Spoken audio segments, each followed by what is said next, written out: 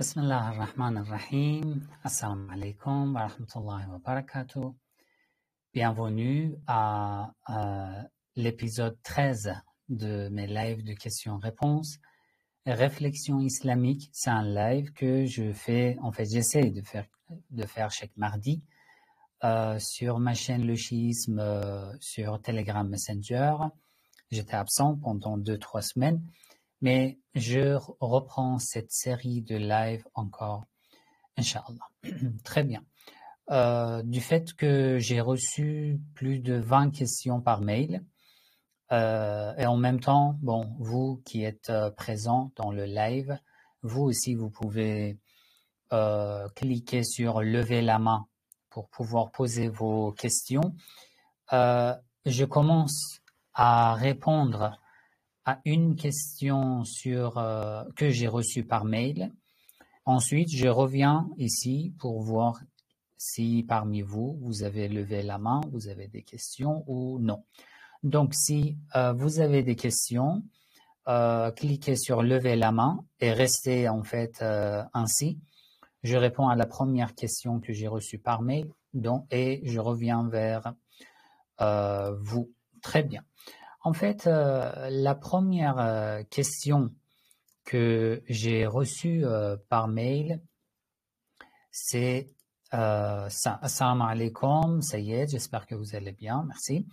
Y a-t-il un programme sur la psychologie islamique dans votre institut, c'est-à-dire un contenu comme vous avez fait pour le fiqh, la jurisprudence? Si ce n'est pas le cas, pensez-vous à développer ce sujet? Le fait que, je suis en train d'organiser plusieurs nouvelles séries de cours. L'une de ces séries a déjà commencé, apprendre à lire le Coran en arabe. J'ai commencé et le deuxième cours aussi est fini. Mais bon, tout le monde peut s'inscrire et chaque étudiant qui s'inscrit a un accès sans limite aux ressources, à la vidéo, au PDF, aux fichiers audio, ainsi que au support en ligne pour pouvoir envoyer ses devoirs, ses exercices, et nous, on va corriger. Ça, c'est la première série. Une autre série que nous avons commencé, c'est l'anthropologie islamique. Les cours ont déjà commencé. Concernant la psychologie islamique aussi, oui. Pour le moment, jusqu'à maintenant, on n'a pas un tel cours, mais je suis en train d'organiser une série de cours concernant la psychologie islamique. Ça sera en fait une série en plusieurs modules. Je vais organiser et je vais vous annoncer en fait. Si cela vous intéresse, je vous propose de vous abonner à mon site Razva ou à mon institut. Vous laissez votre mail et une fois le cours commence ou l'inscription commence, vous recevez un mail pour faire l'inscription. Voilà, ça sera une série de cours en plusieurs modules. Je vais enseigner en fait les bases de la psychologie islamique et je vais entrer en fait dans de différents types de la psychologie d'après l'islam et on va développer encore plus dans de différentes situations, dans la famille, dans la société, même dans la vie personnelle et privée. Nous allons développer, Inch'Allah, tous ces sujets, surtout pour ceux qui ont déjà eu des études dans la psychologie à l'université. Avoir une vision islamique dans le même domaine pourrait être énormément utile et profitable, Inch'Allah. Vous serez informé. D'accord? Voilà, ça c'était la première question. Je vois que même les sœurs, les frères m'envoient toujours des questions par mail. Aujourd'hui, en fait, on va pas avoir assez de temps pour répondre à toutes ces questions, mais bon, je réponds à une partie et l'autre partie, Inch'Allah, la semaine prochaine. Rami DKH, activez votre microphone, je vous écoute. Salam alaikum, Sayed. Salam alaikum wa rahmatullah. Alors, ma question est la suivante. J'ai lu à plusieurs reprises que le fait de prononcer un des noms d'Allah avait des effets sur notre vie personnelle. Si par exemple, je suis dans une situation et que je ne vois pas d'issue à un problème, le fait de répéter par exemple plusieurs fois Ya Fattah ou alors un nombre défini de fois aurait des effets directs sur notre vie. Par exemple, pourrait débloquer justement une solution à mon problème. Est-ce qu'il y a Oui. des hadiths du prophète sallallahu alayhi wa alihi wa sallam ou de nos imams alayhim salam qui confirment cela? Et si oui, est-ce qu'il y a des ouvrages disponibles qui pourraient nous donner plus de précision à ce sujet? D'accord. Oui, merci pour la question. Je vous explique. En fait, concernant les noms d'Allah, oui, il y a déjà dans le Coran, il y a une concentration sur les noms d'Allah.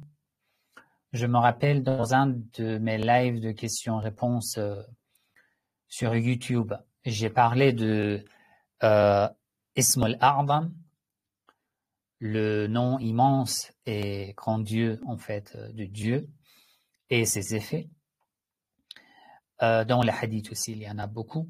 Et il y a beaucoup d'ouvrages. Je vous donne un exemple d'un événement dans l'histoire des imams alayhim salam. Un jour,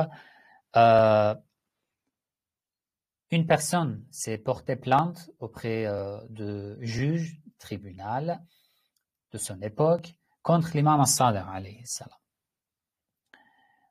Le juge, en fait, il avait annoncé que l'imam as-Sadiq alayhi salam a volé un de mes biens. D'accord.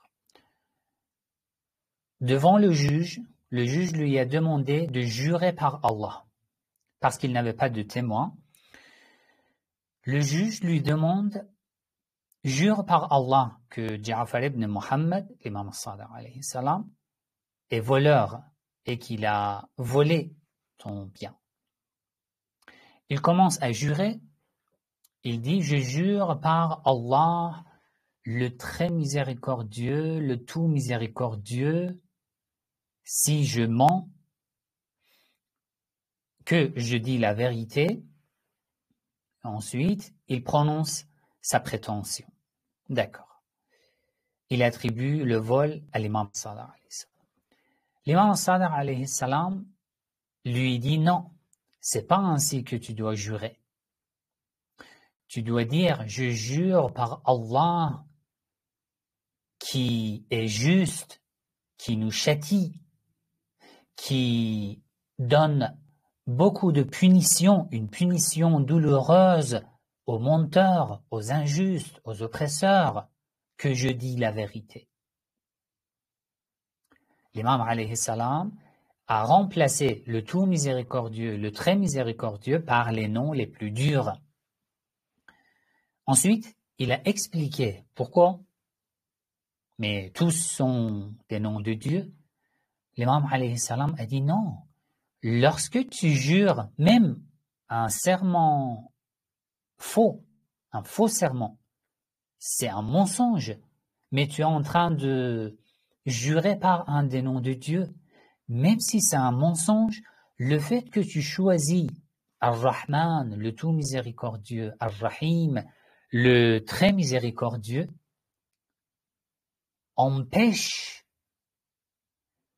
Allah de te punir. Ça veut dire quoi? Ça veut dire que lorsque tu appelles Allah par un de ses noms comme Ar-Rahman, Ar-Rahim, Allah, du fait que tu as appelé par ce nom précis, Allah ne va pas être dur avec toi.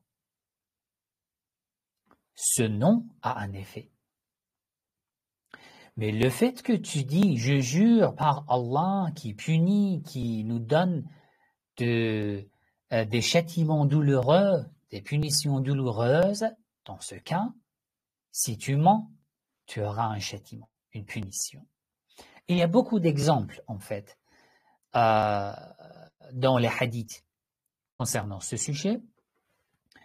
Et beaucoup de savants aussi ont écrit des livres par rapport à ce genre de sujet, comme En fait, parmi les ouvrages en arabe, je peux vous présenter, vous proposer le livre Al-Ism al-A'zam de Sayyid Kamal al-Haydari. Le PDF du livre se trouve gratuitement sur son site. Vous pouvez télécharger si vous savez lire l'arabe. En français, j'ai pas encore vu, mais en arabe, ce livre est un livre très profitable, très riche dans ce sujet. Donc, si vous savez lire l'arabe, je vous propose de lire ce livre, et ce livre vous donne beaucoup de ressources, de références par rapport à ce sujet. Très bien.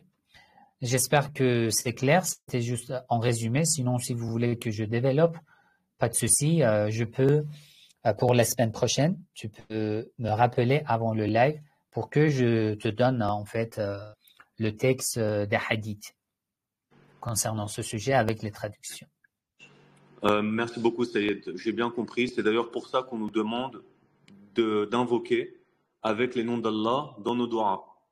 Oui, exactement. Mais juste ce que j'ai oublié de préciser, entre parenthèses, il faut faire attention de ne pas faire confiance à n'importe quelle personne dans ce genre de sujet. C'est énormément important. Le fait que tu prends un des noms de Dieu comme dhikr régulier dans ta vie peut avoir beaucoup d'effets, même parfois négatifs par rapport à ta vie. Ça veut dire quoi? Ça veut dire que parfois, une personne s'habitue à répéter tous les jours « Oh Allah, Ilahi, Ridan Radak » je suis satisfait de ta satisfaction. C'est le dhikr de l'imam al-Hussein alayhi salam à Karbala, au moment où son petit-fils, son bébé, Ali al-Asghar, a été décapité dans ses bras. L'imam al-Hussein alayhi salam a dit « Oh Allah, je suis satisfait par ta satisfaction. » Ça veut dire, quoi qu'il m'arrive, n'importe quelle calamité, quelle souffrance qui m'arrive, je suis satisfait. Alors, si je répète un tel dhikr régulièrement, je dois être prêt à recevoir beaucoup d'épreuves dures parce que j'annonce devant Allah que, oh Allah, je suis prêt. Tant que tu es satisfait, je suis satisfait. Donc, le fait de choisir un dhikr, un des noms de Dieu, comme un dhikr régulier, est important. Et il ne faut pas faire attention à n'importe quelle personne. Je propose de ne faire confiance qu'aux hadiths fiables, authentiques des Ahlul Bayt alayhim salam. En premier, les invocations de l'imam al-Sajjad alayhi salam dans le livre As-Sahifat al-Sajjadiyya. Regardons comment l'imam alayhi salam, par quel nom, dans quelle situation, il appelle Allah, il invoque Allah. C'est important. Les invocations de l'imam Ali alayhi salam, qui se trouvent dans le livre Mafatih al-Jannah, les clés du paradis, comme dua, comme mail. Dans quelle situation il appelle Allah, il invoque Allah, par quel nom? C'est important. Il y a aussi plusieurs hadiths bénéfiques à ce sujet dans le livre Thawab al-A'mal de Cheikh al-Sadour aussi. Mais bon, As-Sahifat al-Sajjadiyya, les clés du paradis, Mafatih al-Jannah, sont accessibles. Donc, vous pouvez, si vous cherchez en fait une telle chose, vous pouvez faire confiance à ces deux, Inch'Allah. Très bien. Merci beaucoup, Sayed. J'ai une dernière question concernant la sourate Al-Kahf, verset numéro 84. C'est un verset qui parle de Dhul Qarnayn. Et dans ce verset, Allah nous dit vraiment, nous avons affermi sa puissance sur terre et nous lui avons donné libre voie à toute chose. Est-ce que vous pouvez nous développer ou est-ce que vous pouvez nous donner le tafsir de ce verset, s'il vous plaît? Oui, le verset Le verset numéro 84. 84. Bon. Qui dit vraiment, nous avons affermi sa puissance sur terre et nous lui avons donné libre voie à toute chose. D'accord. Alors, je vous explique. J'ouvre le verset pour Et juste lire. après, le verset 85, Allah nous dit, il suivit donc une voie. Très bien. Oui. Inna, bismillah ar-Rahman ar-Rahim. Inna makkanna lahu fil ard wa ataynahu min kulli shay'in sababa. C'est ce verset. Nous lui avons accordé de pouvoir, de l'autorité, et nous lui avons offert des causes de min kulli shay'in, dans tous les domaines. Oui. Alors, quelle est votre question précisément? Alors, ma question précisément est de savoir, est-ce que nous savons, dans les tafsirs, quelles sont ces voies-là qu'Allah a accordées à Dhul Qarnayn? Oui. En fait, وَآتَيْنَاهُ مِنْ كُلِّ شَيْءٍ سَبَبًا, d'après les tafsirs, les interprétations, et d'après les hadiths des Ahlul Bayt alayhim salam, Allah lui a accordé en fait plusieurs sciences dans plusieurs domaines. La plupart de ces domaines, bon, on ne sait jamais, on ignore, on ne sait pas quels sont exactement ces domaines. Dans les hadiths qui interprètent ces versets précisément, comme le verset 84 ou les versets suivants, il n'y a pas assez de détails, d'accord? Mais bon, on peut juste nous concentrer sur ce terme, وَآتَيْنَاهُ مِنْ كُلِّ شَيْءٍ سَبَبًا, du fait que le Coran parle de manière générale. Il dit min kulli shay. Min kulli shay, ça veut dire toute chose. Alors, ici, on peut l'interpréter de deux manières. Une interprétation, c'est que min kulli shay, ça veut dire toute chose dont il avait besoin, dont son peuple avait besoin. Ou min kulli shay, ça veut dire non, vraiment, de toute chose. Ça veut dire de toutes les sciences. Parce que, d'après les hadiths, même si concernant ce sujet précisément,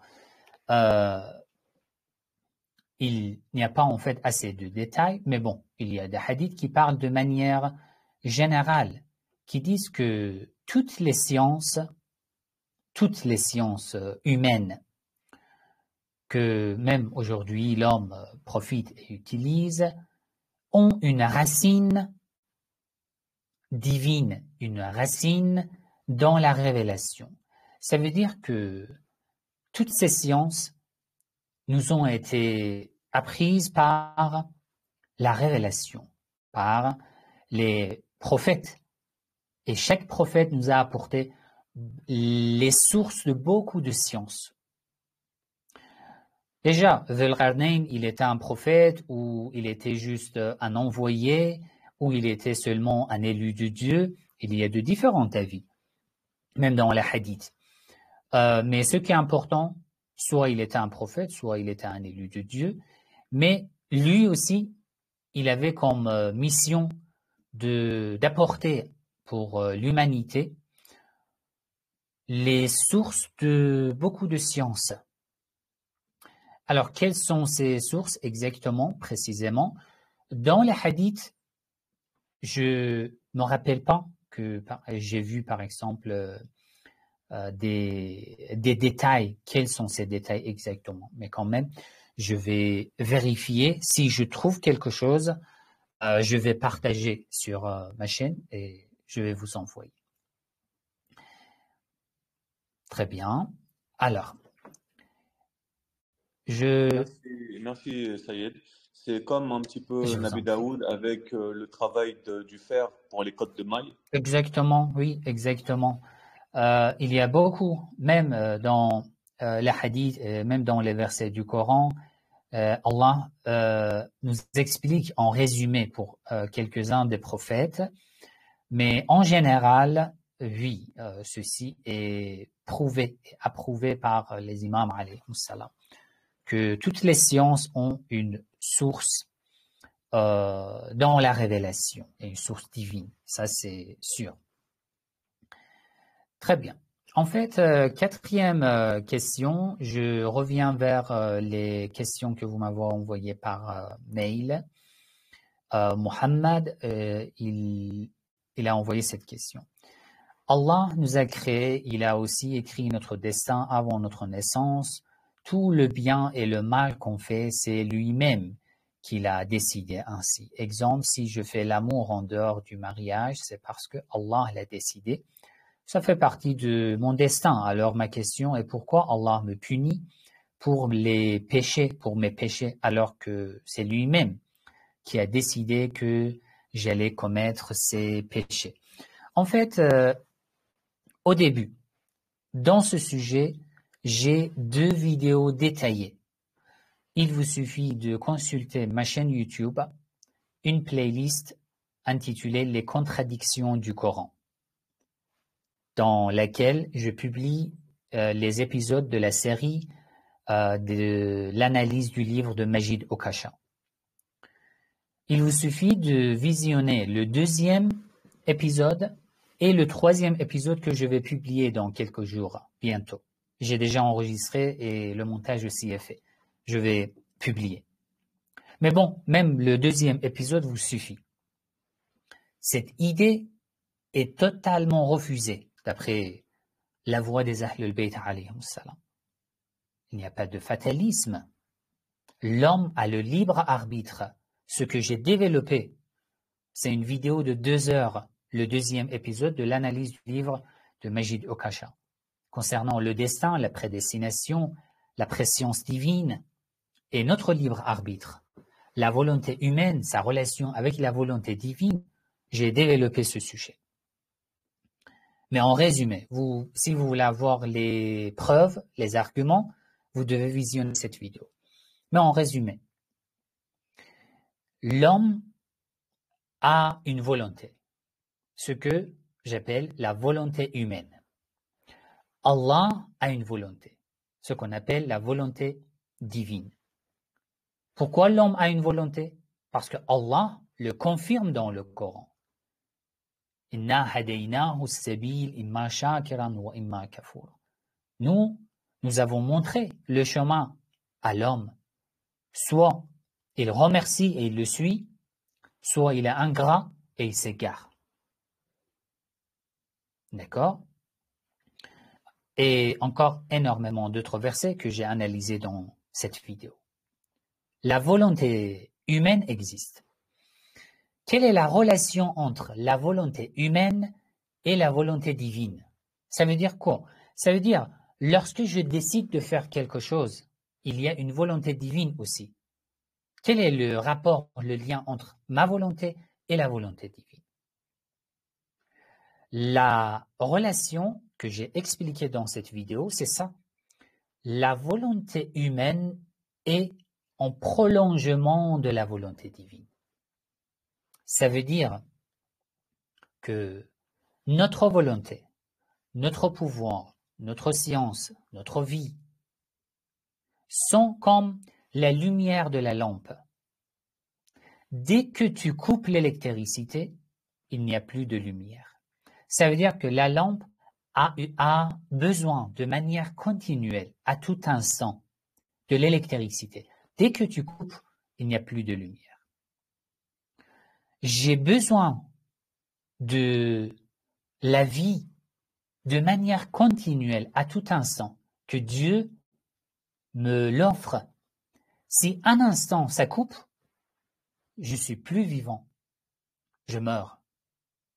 Pour le savoir, la science, je suis dans le besoin continuel des grâces divines. Un instant, il coupe, il interrompt, c'est fini, je ne sais rien. La volonté et la force La même chose. C'est pareil. Ça veut dire quoi? Ça veut dire que Allah m'a accordé la volonté et le pouvoir de vouloir. D'accord. Je peux décider, je peux prendre des décisions. Très bien. Mais si un instant, Allah m'empêche cette force, ce pouvoir de vouloir, je ne peux plus prendre de décision. Je n'ai plus de libre arbitre. Mais, d'après le Coran, c'est le contraire. Allah nous offre le pouvoir de vouloir de manière continuelle. Donc, lorsque je commets un péché, je prends une décision parce que j'ai le pouvoir de vouloir. Et pour le faire, du fait que j'ai besoin de manière continuelle au pouvoir divin, j'ai besoin de pouvoir. Et Allah nous accorde, soit nous faisons le bien, soit nous faisons du mal, pas de différence. Allah nous donne la force, parce qu'il nous a montré le chemin, et il nous donne la force. Alors, j'ai pris la décision de commettre un péché, et j'ai besoin du pouvoir, de la force. Qu'est-ce qui m'arrive? Allah m'offre cette force, et je le fais. Qui a commis ce péché? C'est moi. Qui a décidé de commettre ce péché? Moi. Le pouvoir vient de la part de Dieu, oui, du fait qu'Allah nous a créés libres. Il doit donner la force et le pouvoir à tout le monde. Sinon, être dans le paradis n'avait pas de valeur. Le fait que j'ai le pouvoir de faire l'un de ces deux, le péché ou l'obéissance à Allah, et que je décide lequel dois-je faire, c'est ça qui a de la valeur. Et c'est ce que Allah fait. L'imam al-Rida alayhi salam a dit, j'ai expliqué ce hadith aussi dans cette vidéo. Allah al-maliku lima mallakahum. Allah est le possesseur de la force qui est sous votre possession. Vous possédez du pouvoir, de la force, très bien, mais c'est Allah le possesseur absolu. Allah a fait de vous des possesseurs de pouvoir, de la volonté. Donc, le péché que tu fais, c'est par ta propre volonté, ta propre décision. Ce n'est pas Allah. Et si tu fais le bien, si tu étais obligé et que Allah fait tout, tu ne mérites pas de récompense parce que tu étais obligé. Alors que non, tu as le libre arbitre. Tu fais le bien, tu mérites la récompense. Tu commets le péché, tu mérites un châtiment. C'est ça, en résumé. Bon, les détails, vous pouvez visionner cette vidéo concernant le libre arbitre et la réponse à Majid Okasha, vous allez trouver sur ma chaîne YouTube. Très bien. Je réponds à une autre question que j'ai reçue par mail. Ensuite, je reviens vers mes amis qui sont ici en live. D'accord? Je vois deux amis qui ont levé la main. Très bien. Question suivante que vous m'avez envoyée par mail. Ali a écrit. Ma première question. Concernant les signes, je constate les personnages célèbres, ils ont de différents signes, par exemple, les joueurs, les musiciens, etc. Dans la religion musulmane aussi, il y a des signes chez les sunnites, tout comme chez les chiites. Certains joueurs, quand ils marquent un but, ils le glorifient par les signes. Par exemple, ils lèvent la main, ils lèvent par exemple les doigts comme ça, ou par exemple un doigt, etc., etc. Il y a de différents signes. Très bien. Alors, que dit l'islam par rapport à ce sujet? Ce même signe, dans la religion aussi, ils sont aussi appliqués. En fait, les signes, tant que tu respectes les limites de l'islam. Ça veut dire quoi? Tant que tu respectes les limites de l'islam, il n'y a pas de problème. Ça veut dire que, bon, tu montres, tu as un signe pour manifester ta joie, par exemple, et c'est ton propre signe. Et ce signe ne fait pas référence à une conviction contre l'islam. Il n'y a pas de problème. Mais parfois, tu montres un signe qui est connu, qui est le symbole d'un groupe, d'une discipline, des suivants, des dogmes qui sont tout à fait contre l'islam. Ceux qui suivent, par exemple, le Satan, le démon, etc., etc. Dans ce cas, si tu le fais consciemment, cela veut dire que tu es en train de propager leur dogme. Donc, c'est interdit. Et si tu ignores, tu ne sais pas que c'est le signe d'un tel groupe, pas de problème, tant que tu ne sais pas. Mais dès que tu sais, il faut éviter. Parce que tu te fais ressembler à un des adeptes de ces dogmes, de ces groupes, de ces branches qui sont contre l'islam. Dans ce cas, il est tout à fait interdit. Et une autre question de la même personne, le nombre dans la prière, pour que le pardon d'Allah soit fait sur un péché quelconque. Y a-t-il un nombre déterminé pour le pardon d'Allah? Concernant le pardon d'Allah, le repentir, il n'y a pas un nombre déterminé. Le critère, la règle, c'est notre cœur. Allah, il pardonne, mais ça dépend de nous, ce que nous faisons. L'imam Ali alayhi salam a dit dans le livre Nahj al-Balagha, cette parole se trouve. Une personne a dit Astaghfirullah devant l'imam Ali alayhi salam, en présence de l'imam. L'imam alayhi salam a dit, sais-tu quelles sont les conditions de repentir? Tu dis tout simplement Astaghfirullah? N'as-tu pas honte? La personne a été étonnée, mais pourquoi? L'imam alayhi salam a dit, le repentir a plusieurs étapes. D'abord, le regret dans ton cœur. Le regret dans ton cœur. Tu te regrettes d'avoir commis un tel péché. Très bien. Profondément et sincèrement, une décision sincère et sérieuse de ne plus commettre un tel péché. 3, commencer à rattraper les erreurs que tu as commises. 3 étapes, facile à dire, mais difficile à pratiquer.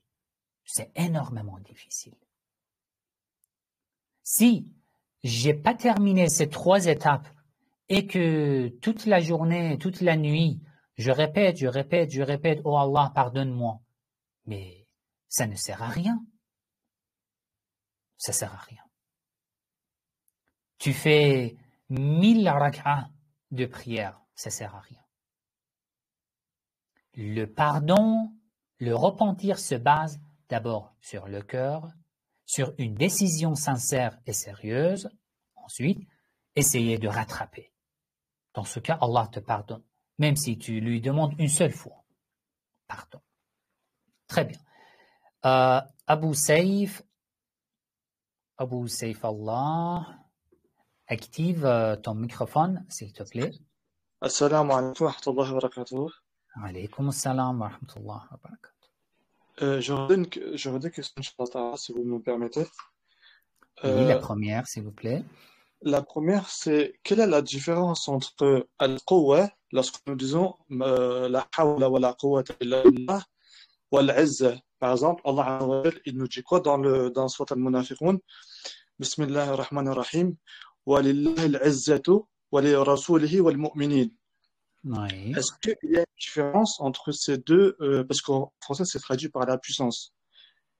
Et du coup, je Oui. voudrais savoir s'il y a une différence, من فضلكم, Inch'Allah. Oui. Très bien. Concernant la quwwa et la izza. En fait, la quwwa, c'est, si on veut traduire simplement, c'est le pouvoir. Le pouvoir. Concernant, lorsque tu attribues à Allah, c'est un pouvoir absolu, éternel. Mais la izza, c'est quoi exactement? La izza, azaza, élément dérivé. Al-izza, aziz, dans quelques versets du Coran, yu'izzu man yasha ou tu'izzu man tasha. Ça veut dire quoi? En fait, aziz ou al-izza a un sens plus profond que al-quwwa. Al-quwwa, c'est le pouvoir. C'est clair. Pour Allah, c'est un pouvoir éternel. Al-izza se base sur le pouvoir. Ça veut dire quoi? Ça veut dire Al-izza est constitué et composé de plusieurs éléments, dont le premier, c'est le pouvoir. Quels sont les autres éléments? Je vous explique. Dans le mot Al-izza, tu trouves quelques concepts, on peut dire, notions. D'abord, le pouvoir. 2, Al-Aziz, comme dans le verset Ya ayyuhal aziz, massana wa ahlana ad-dur. Al-Aziz, Allah l'utilise ou pour désigner un roi. Pourquoi?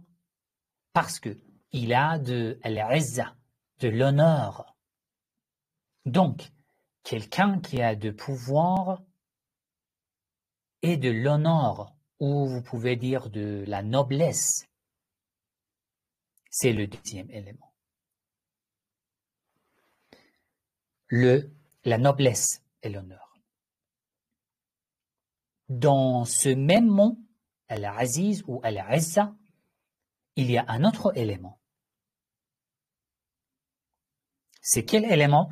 Lorsque tu regardes l'utilisation des mots dérivés de cette racine dans le Coran, tu découvres les autres éléments. Allah dit concernant les croyants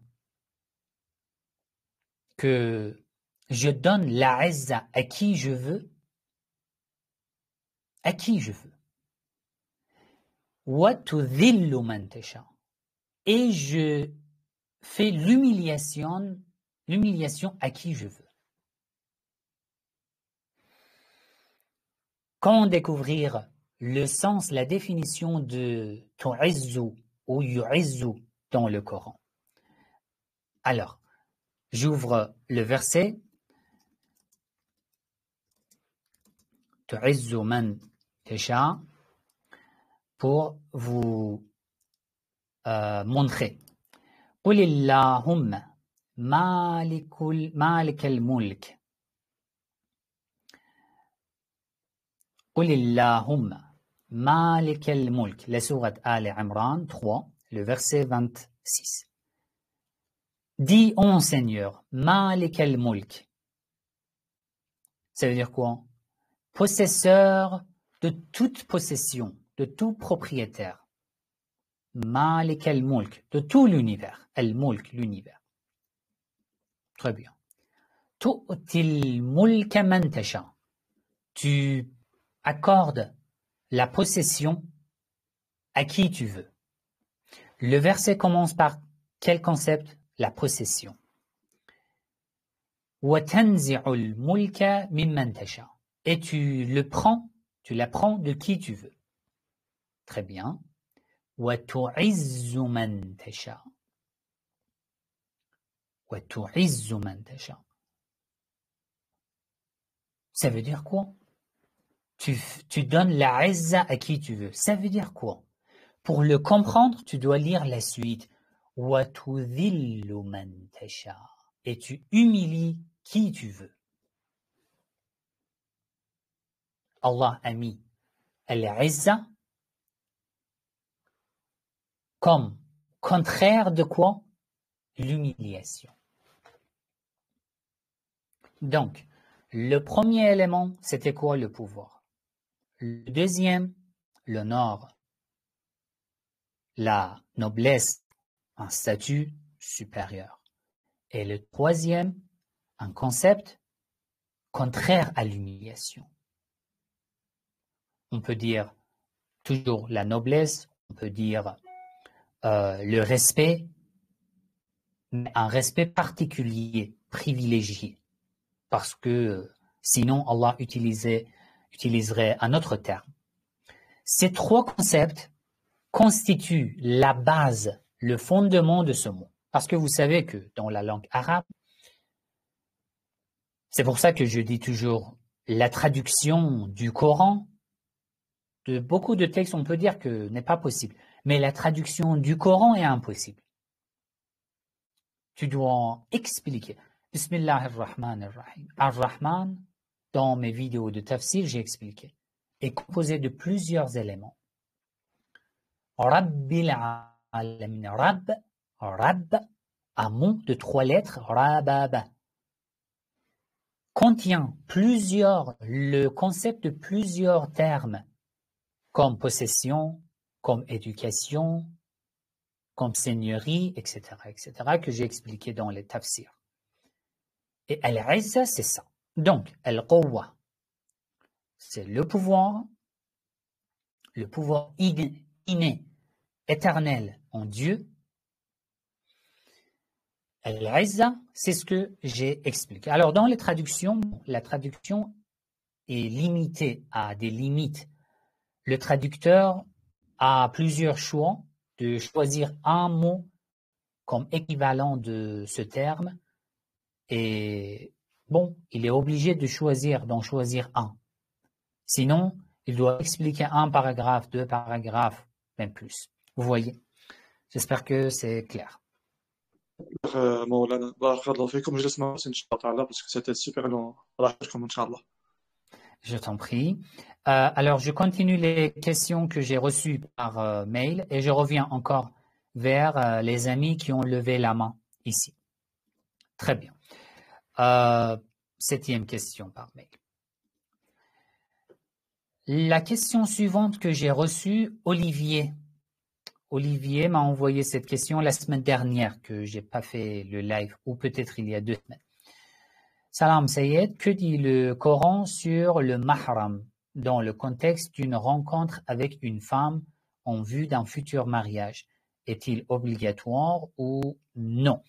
En fait, cette relation, en arabe on dit al-mahramiyya. Al-mahramiyya, on peut pas donner en fait un sens, un équivalent exact en français.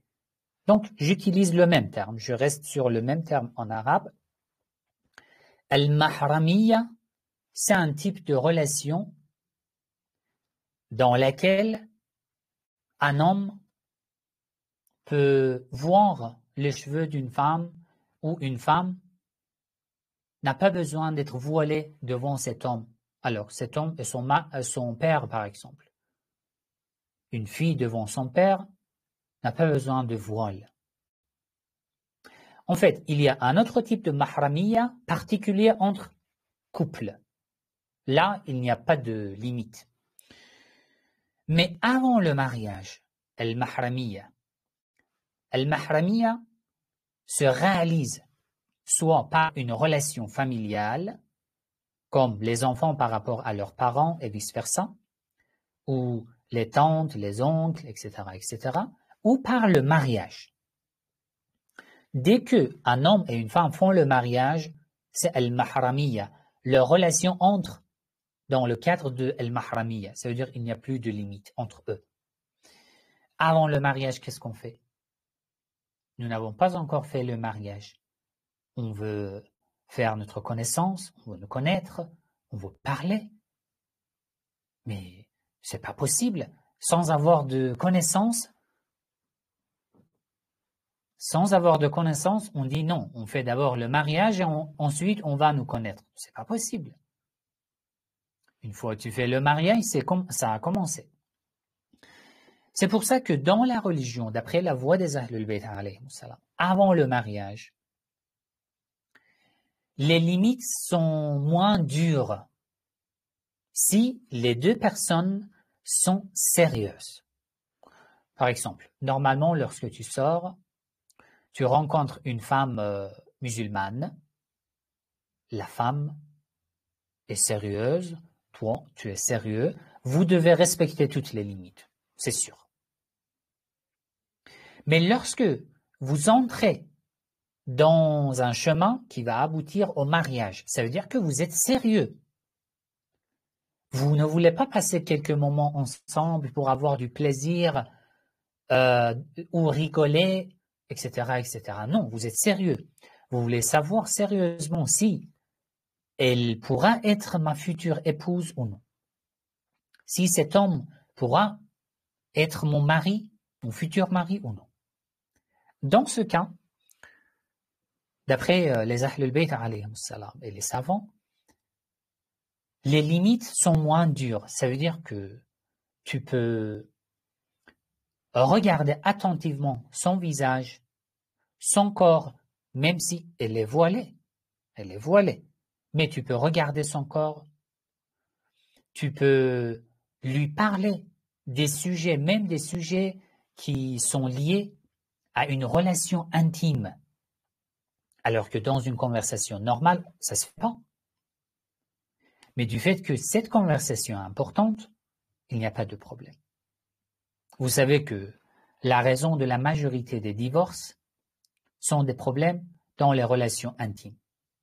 Alors, c'est raisonnable qu'avant le mariage, on en parle. On en parle.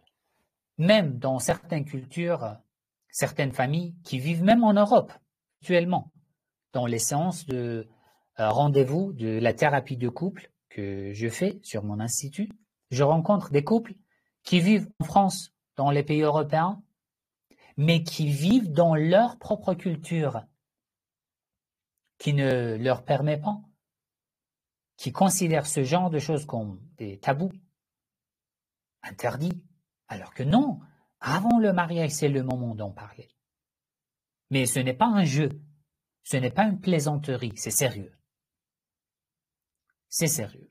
Oui, dans ce cadre, même avant l'ahramiyya, avant le mariage, il est possible, vous pouvez le faire, vous pouvez en parler de différents sujets sans limite, en respectant les limites.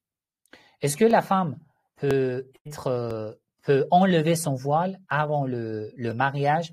Est-ce que je peux toucher son corps? Non, je ne peux pas toucher son corps. Est-ce qu'elle peut enlever son voile? En fait, ici, d'après la majorité des savants, non, ce n'est pas possible.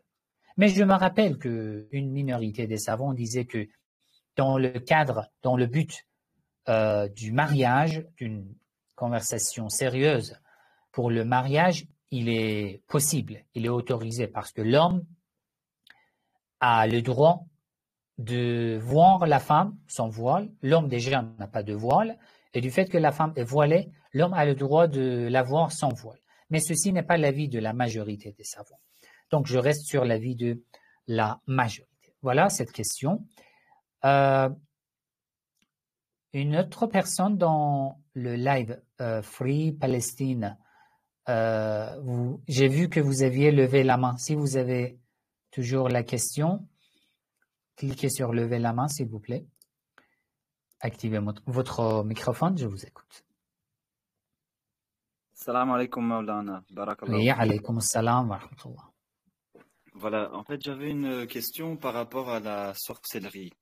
Ma sœur souffre de pas mal de symptômes qui ressemblent en tout cas à la sorcellerie, où elle est persuadée elle-même que certaines personnes lui font ce genre de pratique. Déjà, est-ce qu'il y a des signes pour reconnaître la sorcellerie? Et si oui, qu'est-ce qu'on peut faire pour contrer cette pratique, pour s'en protéger? Voilà, merci. D'accord, je t'en prie. D'abord, concernant la sorcellerie, j'ai écrit un article bien détaillé sur mon site Razva et je l'ai mis à jour ce matin, en fait, par hasard. Ce matin, je l'ai mis à jour, j'ai rajouté beaucoup de nouveaux détails. Je vais envoyer le lien de cet article sur ma chaîne, ici, sur Telegram, après le live. Vous allez lire. Là, j'ai donné des conseils pour annuler la sorcellerie. Mais bon, avant, il faut savoir que même si on peut citer beaucoup de signes pour la sorcellerie, aucun de ces signes ne sont sûrs. Ça veut dire que ça reste comme probable. Le fait que tu vois que les choses ne marchent pas, le fait que tu vois des choses bizarres qui ne sont pas normales, ou tu vois des événements en fait qui ne se réalisent pas en fait naturellement, ou tu vois des changements inhabituels dans ta vie, surnaturels, etc., etc. Tous ces signes peuvent prouver à 50% maximum que c'est de la sorcellerie. Dans la plupart des cas, il n'y a pas de sorcellerie. Dans mes rendez-vous de thérapie, je rencontre des personnes. Elles pensent qu'elle est ensorcelée. Elles pensent qu'un membre de sa famille ou de la famille de son mari l'a ensorcelée. Pourquoi? Parce qu'elle voit des choses bizarres, parce qu'elle voit des événements en fait qui ne sont pas naturels ou surnaturels. Mais lorsque nous analysons étape par étape, nous voyons que non. Ce que tu vois sont des effets, des fruits de beaucoup de choses qui ont été faites avant, dans le passé. Et il y a beaucoup de solutions. Donc, on ne peut pas être à 100% sûr que c'est de la sorcellerie. Jamais. Et ne faites pas confiance aux gens qui font de l'arnaque, qui prennent de l'argent pour ce genre de sujet. Mais bon, si je suis sûr ou je pense que je souffre de la sorcellerie et que c'est fort probable, dans ce cas, il y a des conseils des imams alayhim salam. Nous avons parlé au début de ce live du pouvoir éternel, du pouvoir absolu de Dieu, de la volonté divine. Il faut savoir que la volonté divine surpasse toute volonté. Le pouvoir de Dieu est supérieur à l'autorité sur n'importe quel pouvoir. Donc, se rapprocher du Coran diminue le risque de ce genre de choses. Lire le Coran régulièrement, d'après l'imam Al-Hassan Al-Askari, le signe d'un croyant, un croyant a 5 signes. L'un, c'est ça. Chaque jour, il récite au moins 50 versets du Coran. 3. Avant de dormir, lire une sourate, une petite sourate, comme Al-Fatiha par exemple, ou Ayatul Kursi, qui est très efficace, avant de dormir. 4. Dormir avec des ablutions. Ça veut dire que tu fais les ablutions avant de dormir. 5. Répéter régulièrement ce dhikr que les imams alayhim salam nous ont conseillé. La hawla wa la quwwata illa billah. Il n'y a de pouvoir illa billah, sauf de la part de Dieu. Il faut réciter ce dhikr, peu importe combien de fois. Une seule fois suffit. Il faut essayer d'aller à la profondeur de son sens, du sens de ce dhikr. Ça veut dire quoi? Il n'y a pas de force supérieure à celle de Dieu. Et ceci doit faire partie de tes convictions.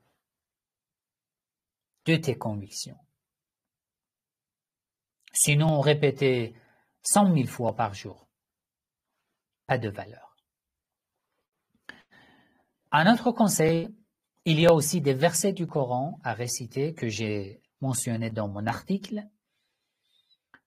Il y a aussi des invocations des imams alayhim salam, comme l'invocation Jawshan Kabira, qui se trouve dans le livre Mafatihul Jinan.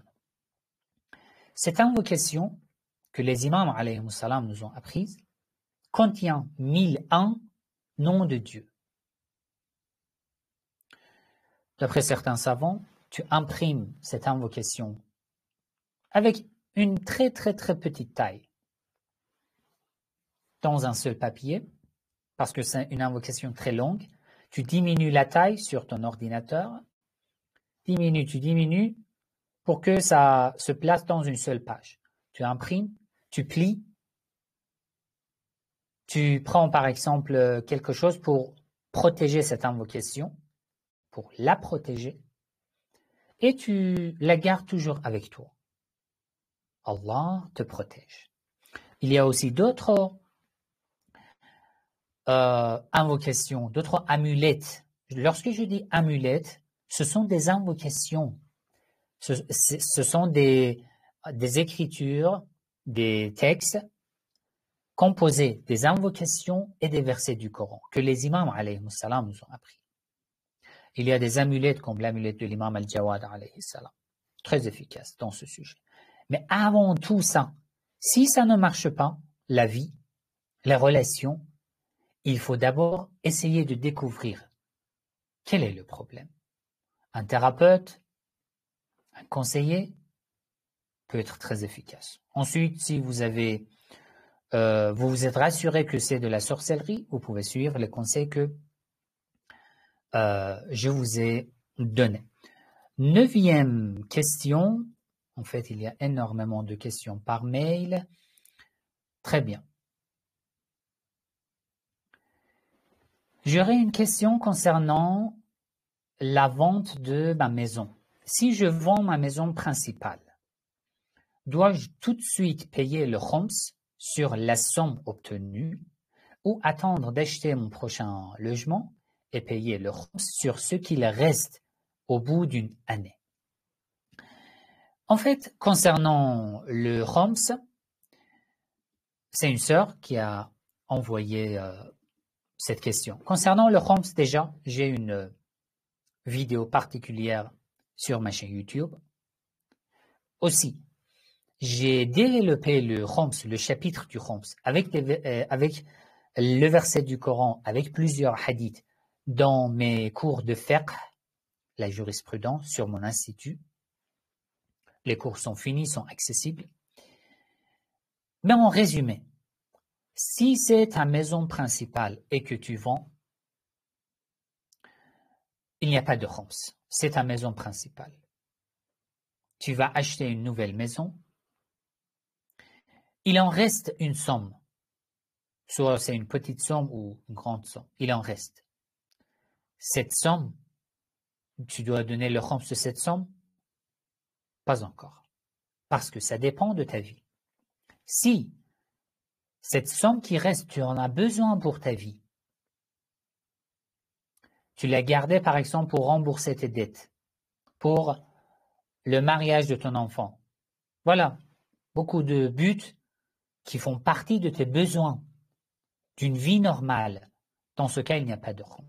Mais si tu n'en as plus besoin et que tu l'as gardé dans ton compte bancaire pendant un an à la fin de l'année, si tu n'en as pas encore besoin, tu calcules un cinquième de ce qu'il reste, de ce dont tu n'as pas besoin, un cinquième, et tu donnes le khums.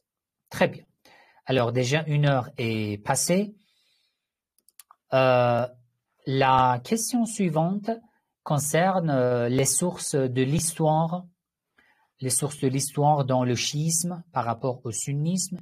Et il reste encore, je pense, 15 questions déjà sur mail. Donc, je garde ces questions pour la semaine prochaine parce que ce sont des questions très importantes.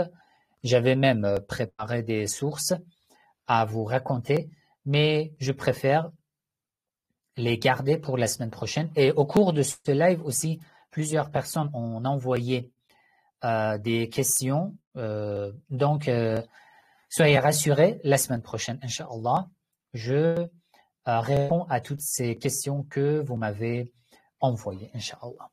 Je vous remercie d'avoir participé à ce live. Inch'Allah, chaque semaine, à l'exception des semaines dans lesquelles je suis absent, chaque semaine, j'essaie de faire ce live ici sur Telegram, Messenger, pour pouvoir répondre à vos questions. Si vous n'êtes pas au courant, j'ai commencé une série de cours pour ceux qui veulent apprendre à lire le Coran en arabe. J'ai déjà fini les 2 premiers cours, donc si cela vous intéresse, n'oubliez pas, n'hésitez pas à vous inscrire et à suivre ces cours. Chaque cours qui se termine, sa vidéo, le PDF, les fichiers, ainsi que les devoirs, les exercices seront accessibles sans limite pour les étudiants.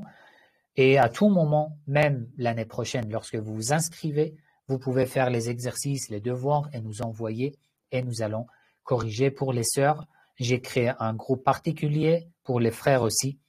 La même chose pour corriger la lecture du Coran. Voilà, si cela vous intéresse. Et bientôt, je vais annoncer la nouvelle série de cours de l'Aqida, la théologie, concernant les convictions, les bases des dogmes du chiisme d'après la voie des Ahlul Bayt alayhim salam sur mon institut. Inch'Allah, bientôt. Je vous remercie. N'oubliez pas dans vos du'a. À la semaine prochaine. Wassalamu alaikum wa rahmatullahi wa barakatuh.